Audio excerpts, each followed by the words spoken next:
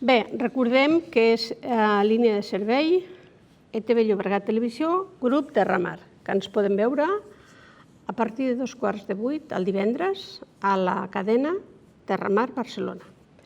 Doncs ara anem a presentar els següents convidats, que ja són com de la família. Ell és el Jaume Vidal. Bona nit, Jaume. Ell és el president de Salut Mental Baix Llobregat i la Rosa Maria Garcia és activista en salut mental i membre de la Junta, també, de Salut Mental Baix Llobregat. Bona nit a tots dos. Quan ens van, ja saben vostès que Salut Mental Baix Llobregat col·labora amb aquesta casa i amb aquest programa fa molt de temps, cosa que nosaltres estem molt contents i satisfets. I quan el tema que volien abordar em va dir el Jaume que era el tema del suïcidi, dic, bueno, doncs vinga, anem-hi.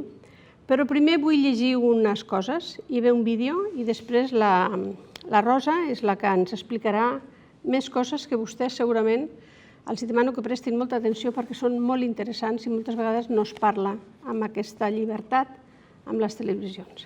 Bé, el Dia Mundial per la Prevenció del Suïcidi, que es va celebrar el 10 de setembre, a l'Organització Internacional per la Prevenció del Suïcidi i l'Organització Mundial de la Salut, és un event centra l'atenció del tema, redueix perquè vol reduir l'estigma i crear consciència entre les organitzacions, els governs, el públic i els mitjans de comunicació, perquè el suïcidi es pot prevenir.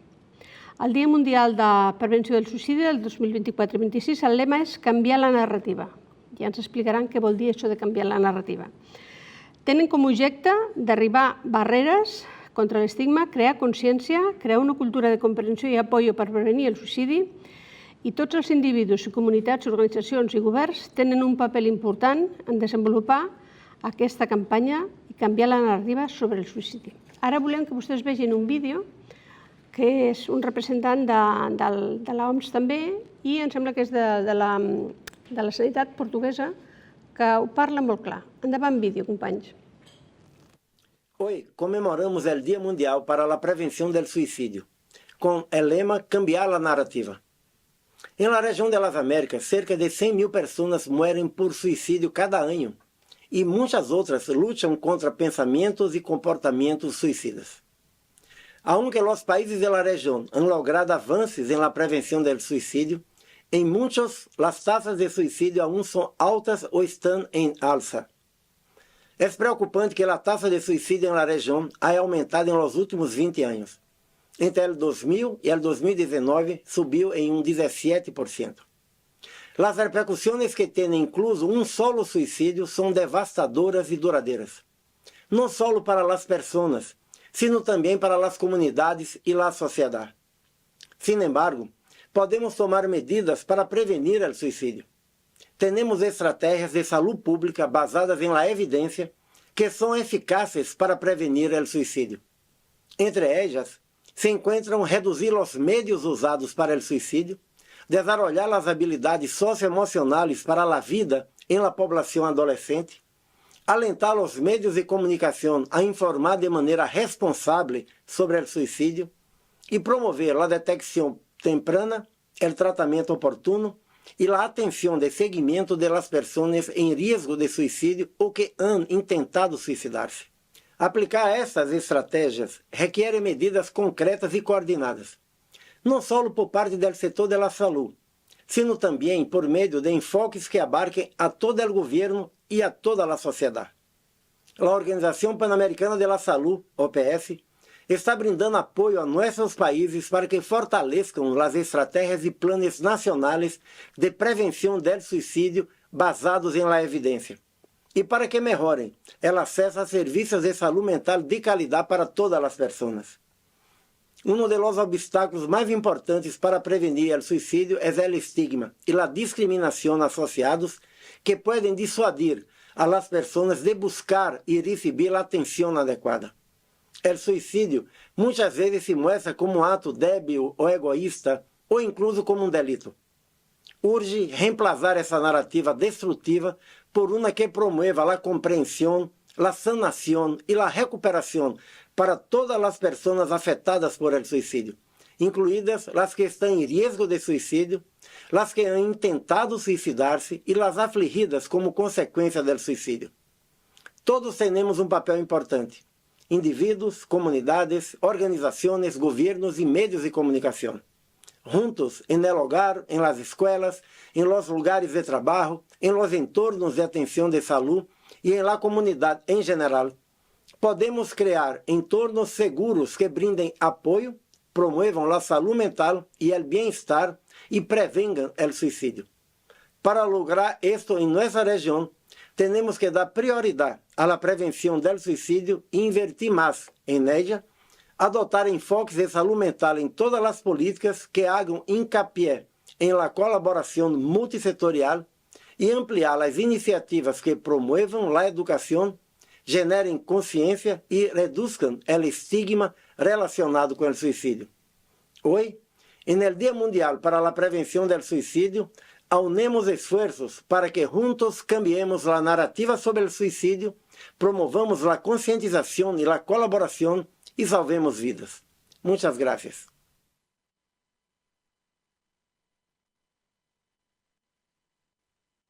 Doncs hem volgut portar aquest vídeo de fora del nostre, diria, continent, fins i tot, perquè la gent vegi que això és a nivell mundial. Aquesta és una situació en la que estem immersos i que cal fer molt activisme per aconseguir el que diu ell, salvar vides. Llavors, Rosa, tu com a activista de salut mental, com veus aquesta situació? Bien, yo, ¿qué es ser activista en salud mental, ¿no? ¿Qué significa ser activista, no?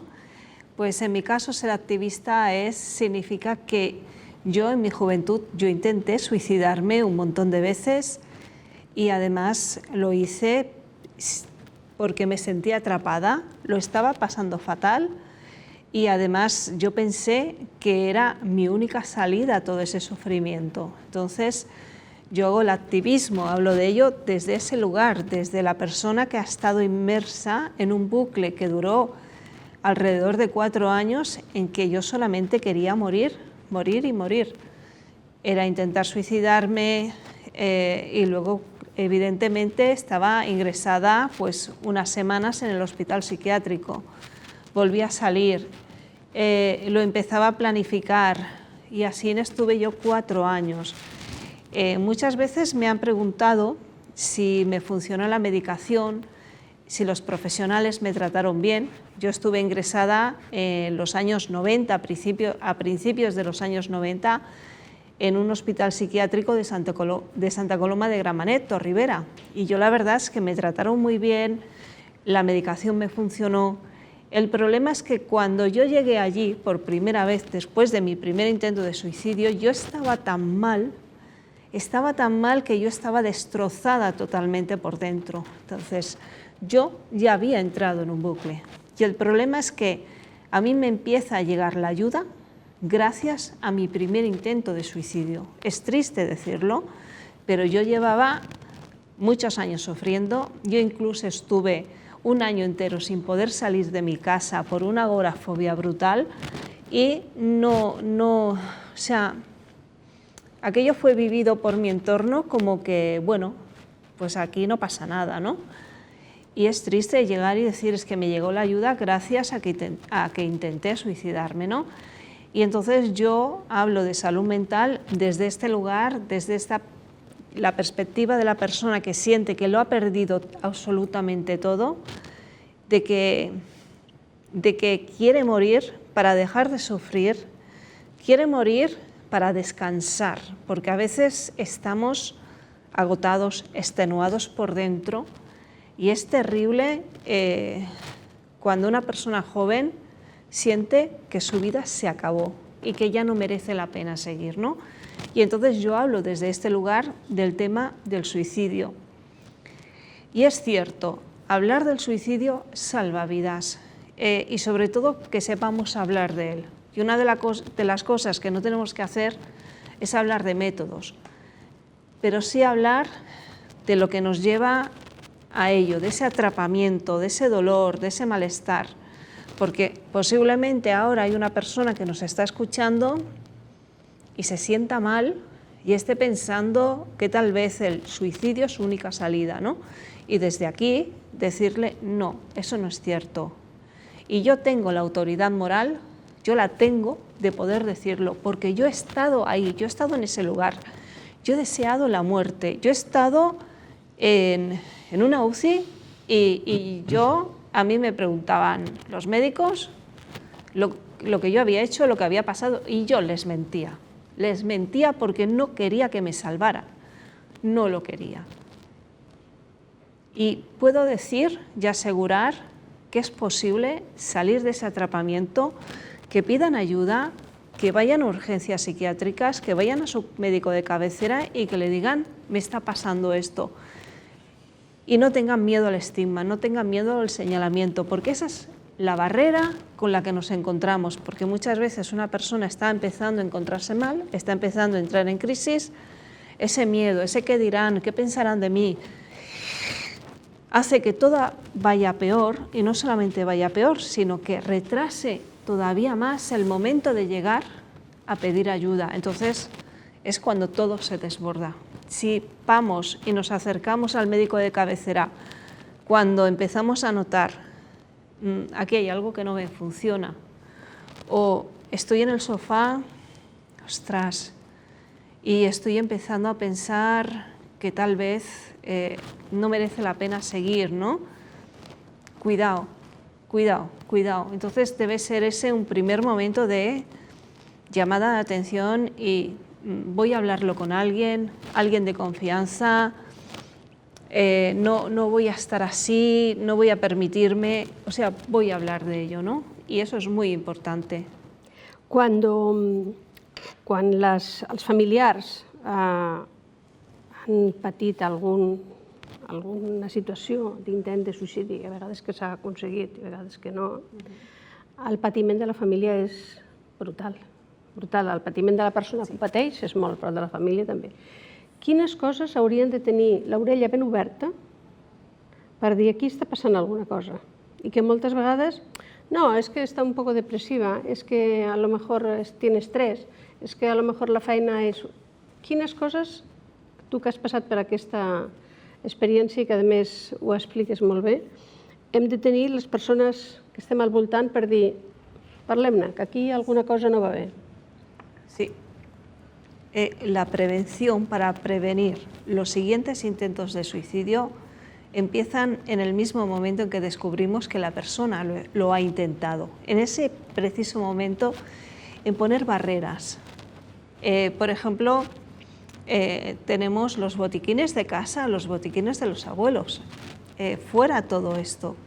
¿Por qué tenemos que almacenar medicación tras medicación que queda siempre obsoleta? No. Y pasada de fecha de caducidad. Pasada de fecha y de todo. Entonces, eso cerrado.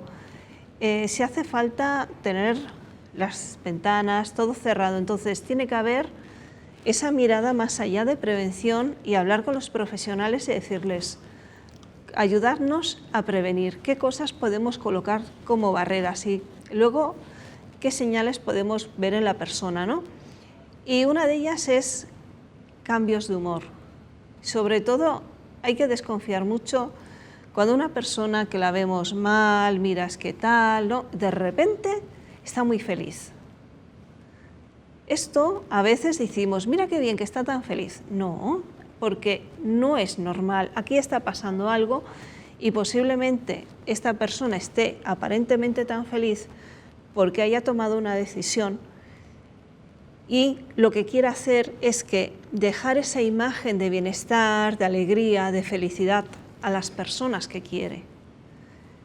¿Vale? Entonces hay que estar muy alerta a ciertos comentarios y sobre todo yo les diría a las familias, yo sé que es muy duro cuando un hijo o una hija tiene ideación suicida y no sabes cuándo va a ocurrir. Yo sé que eso es muy duro, ¿no? Es estar con la oreja, hablar, intentar pasar tiempo con la persona, cómo estás, cómo te sientes, cualquier cosa sabes que puedes venir a hablar conmigo y sé que es muy duro. Yo sé que tener un hijo o una hija que sabes que quiere morir por suicidio es durísimo porque no sabes cuándo puede ocurrir el siguiente intento. Y luego, ¿cómo te haces a la idea de esto? Como padre, como madre, ¿cómo tú te sostienes ante esto, ¿no? Esto es terrible, ¿no? Y sobre todo también apoyarse en los profesionales y apoyarse también en las asociaciones de salud mental, en acudir a los grupos, en hablar con otros familiares que también están pasando por situaciones parecidas, en conocer los recursos de la zona. También es importante el plantear con nuestro hijo o con nuestra hija, oye, cuando estamos con familia y demás, ¿me das permiso para poder hablar de esto? Si nos da permiso, bien, porque también cuando nosotros hablamos con la persona y con alguien más de confianza, estamos abordando un problema juntos. O sea, cuando tú previenes algo, te sientas a hablar sobre el problema y es así como lo previenes. Entonces, no puedes prevenir aislando a la persona. Luego también diciéndole, bueno, viendo qué recursos, talleres. Ahora tenemos la suerte que está Urseldafoc, en los territorios, asociaciones juveniles, todo aquello que haga que nuestro hijo o nuestra hija no se aísle en la habitación, porque cuanto más tiempo pasa aislado en la habitación, va a ser peor, porque luego le va a costar conectar con la vida. O sea, muchas veces el problema es... cuando hay ideación suicida, yo creo que hay uno de los mayores problemas y siempre te dicen, bueno, se puede ingresar a la persona y ya está, hemos solucionado el problema. Pero no es cierto, porque cuando la ingresas, cuando te ingresan es como que te meten en una isla donde es verdad que no llegan los problemas, pero no llega ni lo bueno, ni lo malo, ni nada. Y empiezas a cortar con la realidad externa. Claro, si tú estás mal, ya tienes pocos lazos de amistades, de trabajo, de estudios, a la que te ingresan, cuanto más tiempo pasas, más se cortan esos lazos. Entonces, ¿cómo vuelves a conectar con ellos? Y lo importante es conectarte de nuevo con la vida, porque si tú no encuentras algo en la vida que te motive a seguir, ¿para qué vas a vivir? Estàvem parlant de la relació que estableix la família amb aquest entorn, però cada vegada més les problemàtiques són vàries, les situacions de les persones són molt complicades a vegades, i com s'aborda això amb el treball, amb els companys de feina i sobretot amb l'increment que hi ha de problemes mentals entre l'adolescència i els joves. Vosaltres, com a activistes, també aneu a diferents col·legis a parlar d'aquestes situacions. Quina és la feina que feu?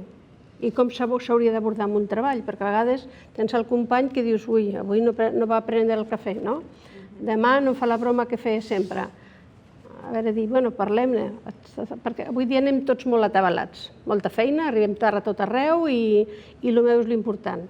Però, clar, davant d'aquesta situació que tothom estem, bueno, ja ho sap el president, que portem molts anys parlant d'aquesta situació i es veu que ara és de moda. Nosaltres fa quasi 15 anys que parlem d'aquesta situació que tenim i que ningú està lliure de tenir alguna complicació o algun trastorn mental en la seva vida. Però vosaltres, com a activistes amb això, com abordeu aquestes situacions? Nosotros, como activistas, abordamos la situación desde hacer charlas, desde ir a donde nos llaman a hablar de los diferentes temas que tienen que ver con las problemáticas de salud mental. Tú decías los institutos.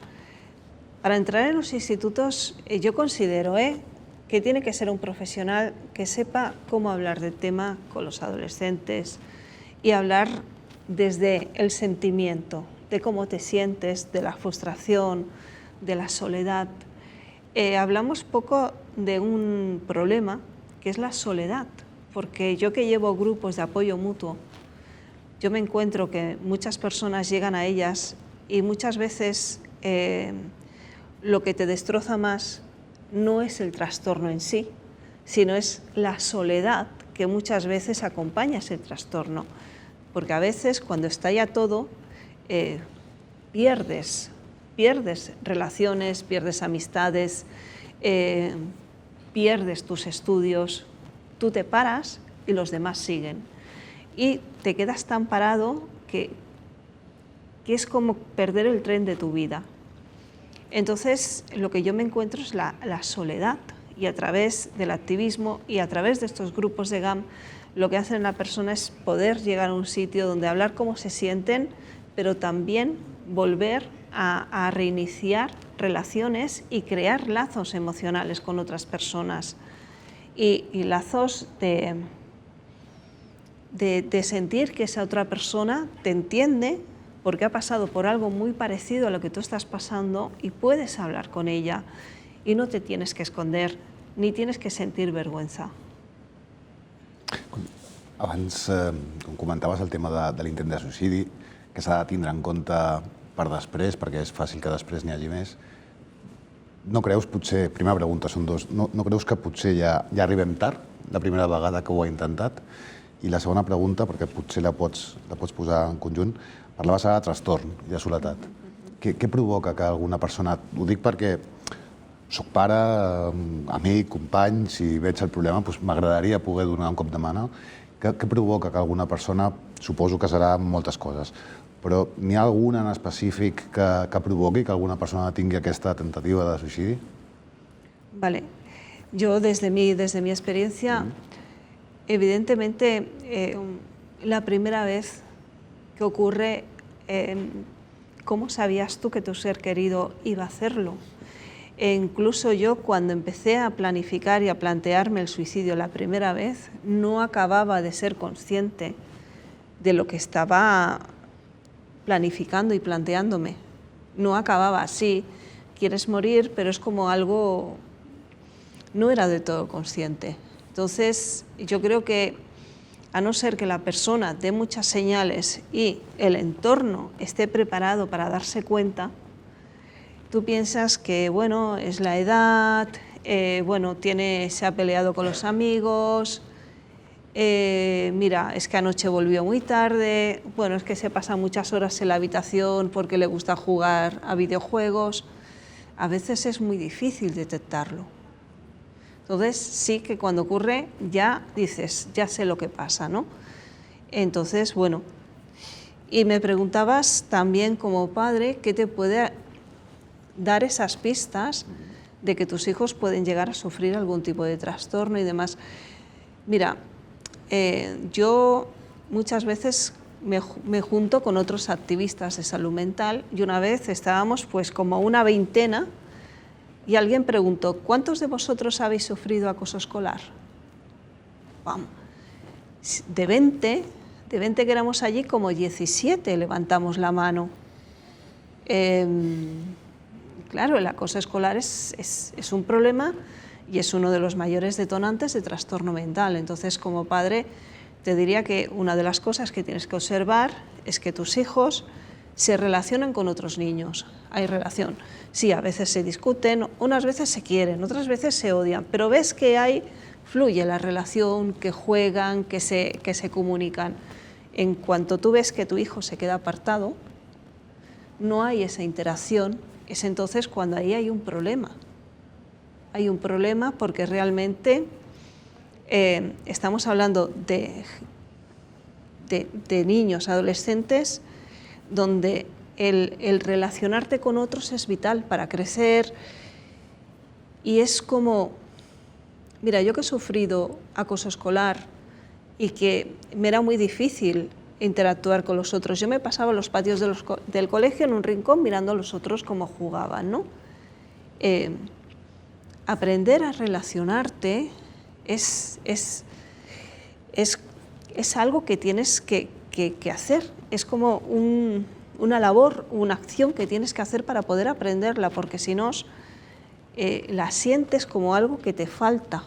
Y yo, que ya tengo más de 50 años, hoy por hoy, me dice todo el mundo que yo soy muy sociable, que con todo el que pillo me pongo a hablar, es cierto, pero porque he hecho un trabajazo sobre mí misma para ir y relacionarme con el otro, porque mi instinto y mi aprendizaje primero era el de apartarme. El de cerrarte. Sí. ¿Algún detonante que veas? Hemos hablado del bullying, hemos hablado de alguna cosa más, de la soledad. ¿Algún detonante más, alguna pista más que podamos tener en cuenta? No soy capaz de decirte una pista concreta. Yo creo que muchas veces es ese pálpito que a los padres y a las madres le da de aquí pasa algo y yo no sé lo que es. Yo creo que también muchas veces es eso. Piensa que personas que intentan suicidarse, hay unas 11 al día, de todo tipo de perfiles. No hay, digamos, Sí que se dice que en salud mental hay más personas, porque hay la depresión y demás, pero yo creo que también es porque los que damos más avisos.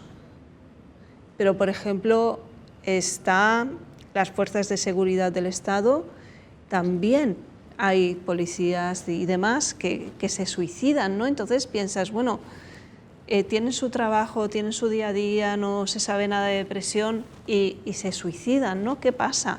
O también se sabe que el tema de los sanitarios también es un colectivo donde es muy alto el número de suicidios. No te sabría decir exactamente el número, ¿no? Pero también está. Entonces, decir que hay un detonante único o algo único, no, imposible, imposible. Son muchos los factores. ¿Y Sí. sabéis si ha habido estudios por parte de sanidad, justamente en estos casos que hemos comentado, ¿no? de fuerzas de policía, fuerzas de seguridad o sanitarios, o incluso en críos, porque también he escuchado varias noticias en los últimos años, sobre todo desde la pandemia, que ha sido una barbaridad el incremento de intentos de suicidios que ha habido en menores de edad. Y cuando hablamos de menores no estamos hablando de 17 y 18, sino que estamos hablando incluso de niños de 10, 11, 12, 13, de 14. unos 10 años, Sí, sí. creo que fue en el año, me puede fallar la memoria, en el año 2022 hubo como 15 niños y la mayoría eran menores de 15 años. Entonces sí que se fue aquel año una cifra boom y parece ser que luego los siguientes años en esa edad ha bajado un poco. Pero te vuelvo a repetir, o sea, yo desde mi perfil yo no soy profesional, yo soy una persona que se ha intentado suicidar, que sabe lo que es estar ahí y que lo que hace es hablar de este tema para que se rompa ese tabú. Con lo que te ayudó para salir ¿Del de bucle? ese pozo, Sí. ¿qué te hubiera ayudado antes de? A lo mejor sí, pero no lo sé. Yo también es verdad que estaba mal.